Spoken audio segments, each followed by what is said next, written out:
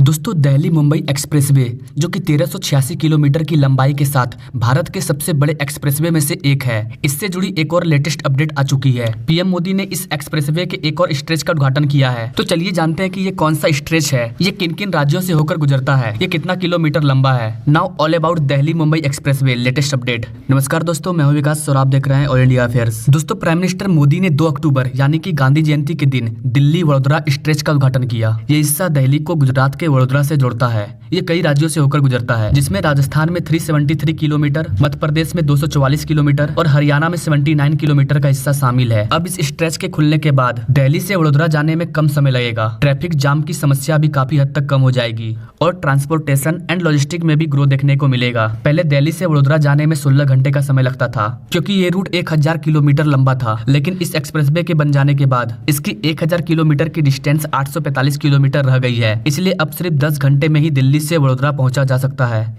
ये समय ट्रेन से भी कम है, क्योंकि वर्तमान में दिल्ली से वडोदरा जाने वाली सुपरफास्ट ट्रेन भी 12 घंटे का समय लेती है। लेकिन बाय रोड आप इस दूरी को इस एक्सप्रेसवे से 10 घंटे में कवर कर सकते हैं। दिल्ली से वडोदरा तक का जो सेक्शन है उसकी लागत 12,000 करोड़ रुपया है। इसके अलावा मध्य प्रदेश और सोहना से ढोसा तक का स्ट्रेच भी खोल दिया गया है। मध्य प्रदेश में 244 किलोमीटर और सोहना से ढोसा तक ये एक्सप्रेसवे 202 किलोमीटर लंबा है। ये दोनों स्ट्रेच पहले ही ओपन हो चुके हैं। अगर ओवरऑल बजट की बात करें तो भूमि अधिग्रहण को मिलाकर इस एक्सप्रेसवे की कुल लागत 1 लाख करोड़ रुपया है। इसकी आधारशिला 28 मार्च 2019 को नितिन गडकरी, सुषमा स्वराज और अरुण जेटली के द्वारा रखी गई थी।